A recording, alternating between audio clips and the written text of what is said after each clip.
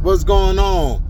Welcome to HDiiTV. You're now rocking with your boy.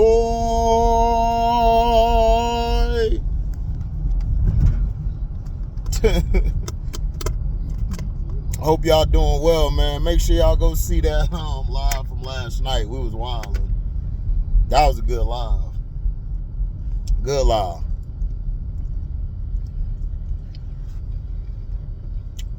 Great live. Great live, great live.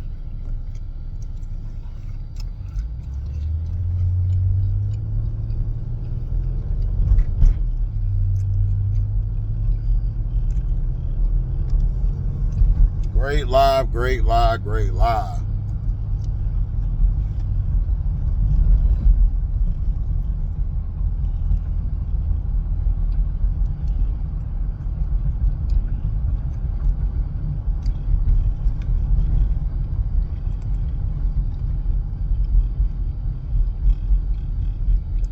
Now,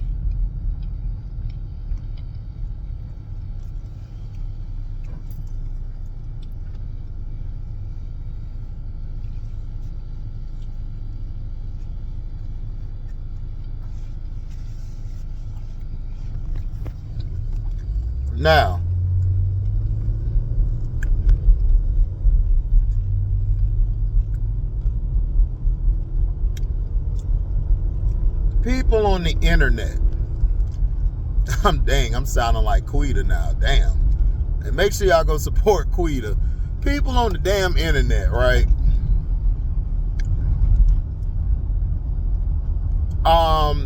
You guys come to my page and tell me about such and such people. I honestly don't care. What I got going on over here is what I got going on. I don't really come around or go on people's stuff because I'm too busy creating my stuff. Everybody wants some. When people get YouTube pages, people let it go to their heads. They feel like everything they say is the end all be all.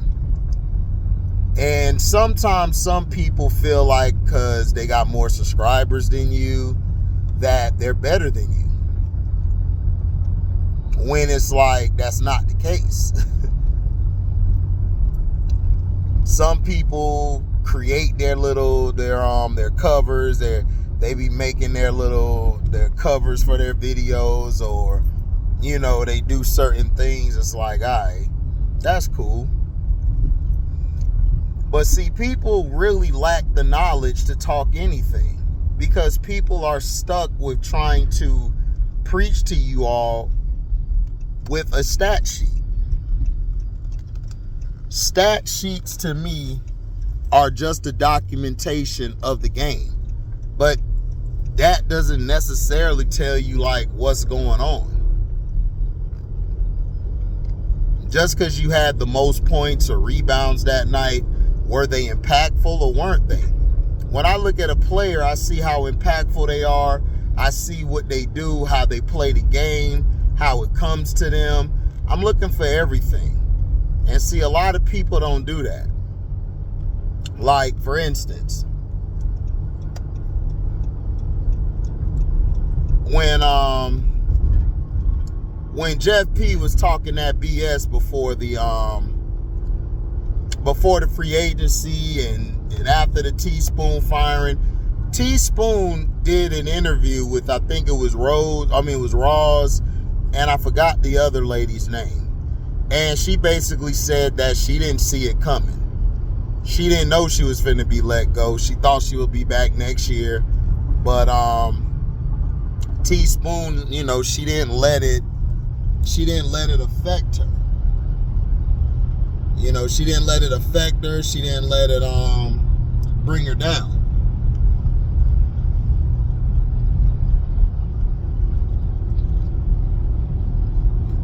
And the reason she didn't come out being salty, talking trash, is because Teaspoon is like how I am. passionate, hangs her belief on things, and she sits back and let God handle things. See, me, my thing is, I used to worry about how people used to feel. So I wouldn't tell people right away what it is or how it is or this and that. And that's when people felt like, oh, well, I could just do this and do that. Right? I can treat you a certain way. It's like YouTube. You allow people to come on the panel. You allow people to cook. Then when they go do their own thing, it's like they want to sneak this and they want to say this and say that. And this has happened to me plenty of times with YouTubers where they come on my platform or I go on their platform, but then they feel like because another YouTuber who has way more followers or subscribers to me or way more people watching their stuff than I do, that they could just say, oh, you ain't nothing, I'm just going to be with this person, or I'm going to go over to this person. And it's a lot of that fakery. There's a lot of that foolery going on. It's just like with Angel Reese and Raven Johnson. They are like the two most hated players I've ever seen. Like them two, Shador, Coach Prime, Lamar Jackson. It's so many black athletes that are hated that it's not even funny. Like, people were saying, well, Pete Rose was hated. Pete Rose really wasn't hated.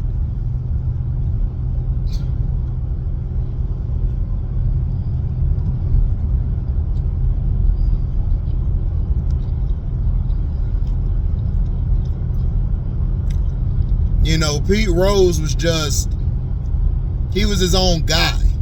And they don't like people that's their own guy or their own gal. They don't like somebody who shakes up the establishment, I call it. Like, I hear different content creators, when they're creating stuff, they always focus on the negative. Now, people will come up here and say, oh, well, when it comes to LeBron or Caitlyn, you focus on the negative. That's not true.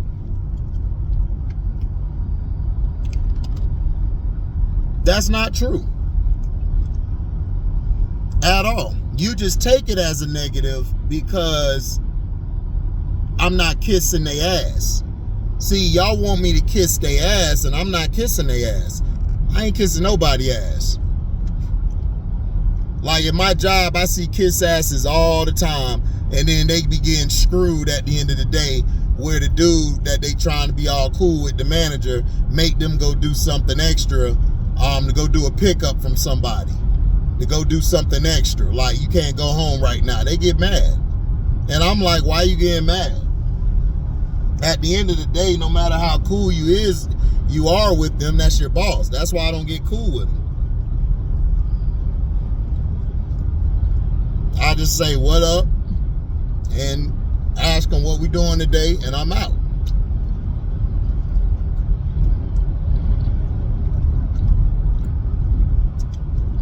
If they need to talk to me about something, I'm going to get a union guy. Like, yo, come with me. Because they want to talk to me about something, and I want you to be there, because people tend to lie and mix up your words and your stuff. Either you got into it with them before, or you said something about it. Like, when people talk about Cheyenne Sellers, and then they explain with a number, and I'm like, well, you didn't watch her play.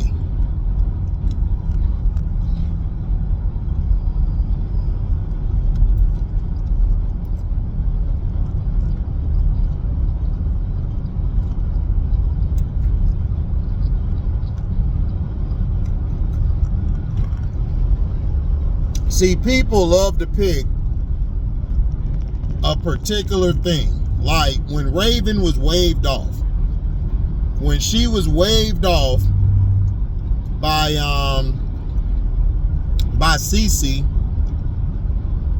that stuck in everybody's mind is she can't shoot. That does not mean she can't shoot. That just means she missed a shot.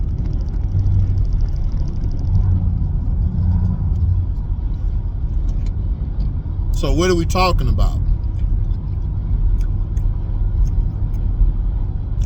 Last night's game we were watching, which was the Asia Wilson game, I call it, because that's where the most eyes are watching you, because it's Honor and Asia. Raven Johnson played better than everybody. It's not going to show in the stat sheet, but she did.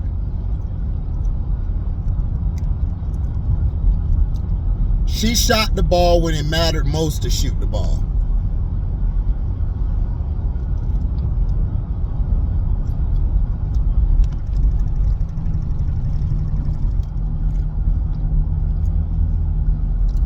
Just like when that other person came in here saying, man, she's a shot chucker. She just missed layups all the time. And I'm like, what are you talking about? Like, she just had a 60%, she was 60% from the field, or like 50-some the other two games. It was only one game where she was low, but she still was in the 40 percentile. So what are you talking about?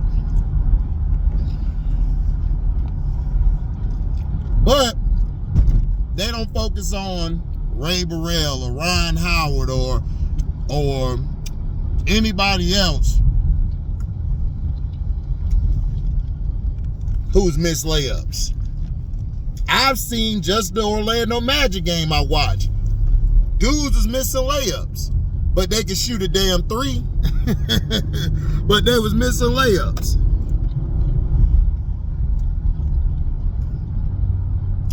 They were missing layups. And they like 6'5" or 6'6". So what's their excuse? We pick and choose who to hate.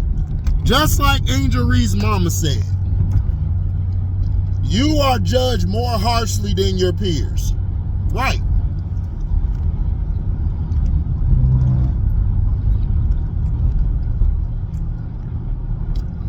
She's absolutely right.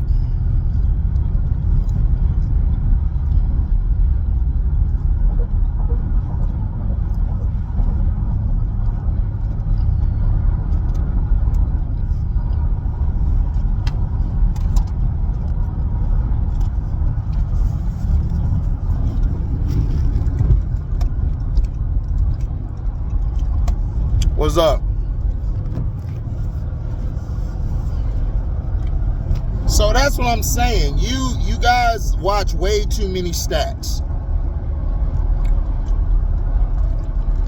The misconceptions and half-truths is something I created a long time ago. And I'm going to start bringing that back, because everybody keeps telling me something, and then when I go debunk it, it's like, what are we talking about?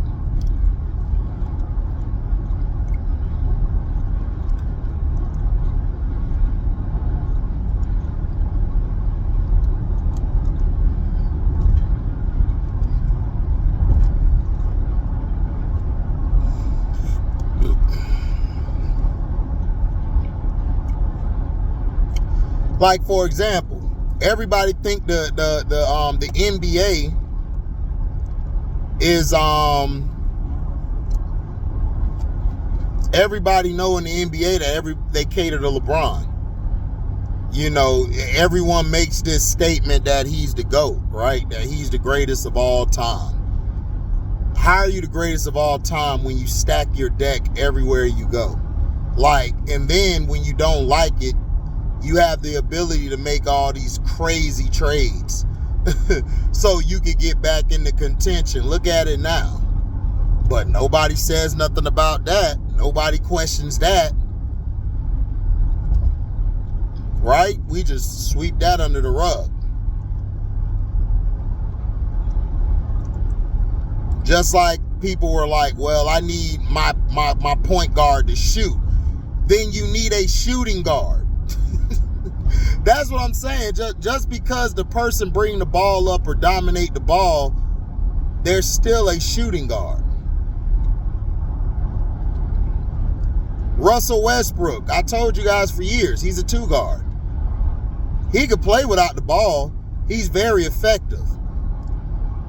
Because when James Harden or another point guard came in, like a Reggie Jackson, and they were running the point, Russell Westbrook was still your floor general. He would still run the plays. Kevin Durant was your best player. By the skill set, he was basically the best player to go to because he's a 3-level scorer. So a lot of times, Russell Westbrook, and this is what I said, if they would have kept James Harden, that team would have won at least a couple chips, because James Harden knew how to slow the pace up. He knew how to speed the pace up.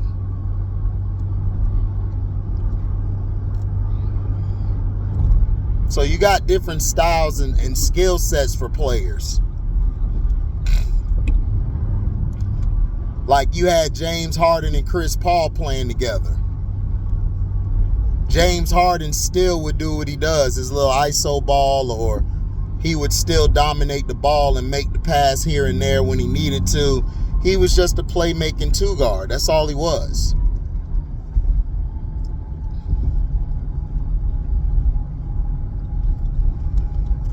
Angel Reese is basically a big point guard. That's all she is. She's a big point guard.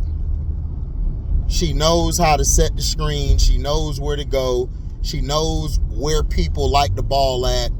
If you watch where she gives the ball to Lexi, she likes to give Lexi the ball on a handoff and set a screen for her, which gives, she knows Lexi just needs this much of space and she'll let that thing fly.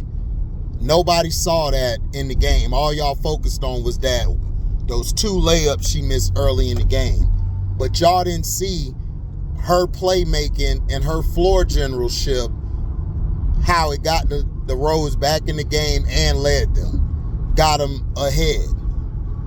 You guys didn't see the other games where she was knocking down the mid-range shots. Everybody's like, man, shoot the shot, shoot the shot. She's not going to shoot the shot. She's a point guard. She's looking for the best possible shot. She was at the top of the key. You had the player right there giving her some space. Just enough to recover if she pulls it. Because now she's made the defense honest. So Lexi Hall hit with the back door, and she threw the ball right where she was going to. That's what point guards do.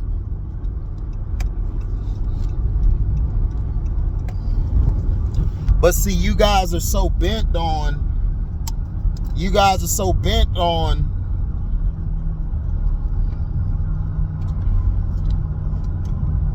y'all so bent on trying to make her into something she's not. I don't need Angel to give me 25, like 19 or 22 or 23 points. I don't need her to do that. All I need Angel to do, she was at 13 last year. If Angel could give me 16 and 16 and 16 or 16 and 14, we good to go. Miller's going to have a big jump because she's going to actually start the season, barring no injuries. So this is why I'm not worried. I'm like, okay, we got 2 of our bigs. What they're trying to do is they're trying to build things around the bigs. And that's why I want a Raven Johnson, because what Raven would do is she would come in and she would keep the floor running. She would keep the machine moving. You know? But like I said, everybody sees things differently. That's cool.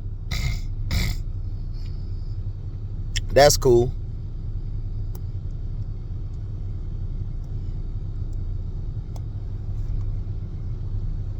She's going to prove everybody wrong. Her and Raven going to do it again. And then everybody going to be mad again.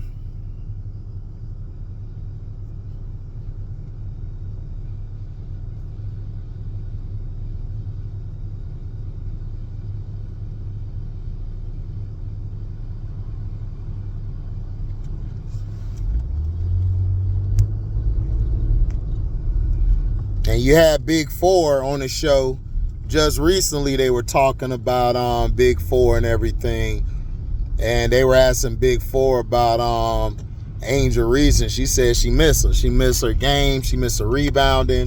Like, you know, we got Nisa down there doing her thing, putting up 20 and 20, but we miss Angel, her energy and all of that stuff. And you guys kept telling me, man, they don't need no Angel Reese. They don't need it. And every game I watch, it's noticeable that I said noticeably. Well, noticeably, yeah. It don't even it look really different. But shout out to Nisa for holding that void down. But it look a lot different. Nisa has to work harder for shots, work harder for boards now. That Angel's not there.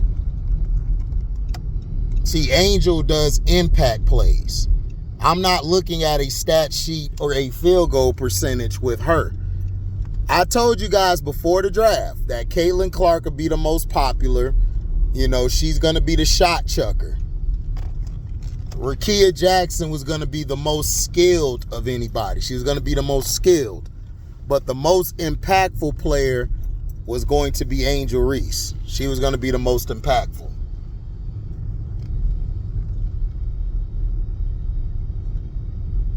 And she is. That's why Azare Stevens said, like, man, she really had the game going. And then we came together once she was gone. So, like I said, man, you guys got to watch the whole stuff. Y'all can't just focus on the game. Look at, like, what they eat. Look at what they do on Tuesday. Like, what do they do on Tuesday? How they take it? Do they take it like this? Do they take it like that? You got to focus on all that stuff. I tell you, like, because once I seen that, that's what other people are looking at. That's what coaches and players are looking at. They're looking at a weakness of yours so they can exploit it. Doesn't matter whether it's on the field, X's and O's, or it's personality or body language. They're going to exploit it. And when I read a lot of people on YouTube's body language or listen to how their voice and the tone, how it changes at certain stuff, I know they fake, and that's why I'll never be on their channel, and that's why I'll never be on their panel. Thank y'all for listening, man. I'm out. Deezy.